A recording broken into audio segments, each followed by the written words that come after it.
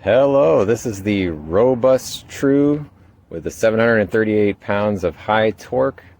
We're going to try it out on these lug nuts, which are tested at 80 pounds of pressure. I'm just going to try to do this with one hand.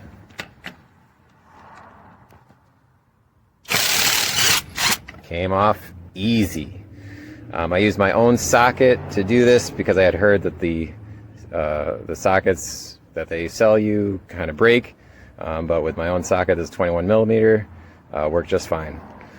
I'm really pleased with the purchase. I've only used it just a couple of times, but I'm excited about it.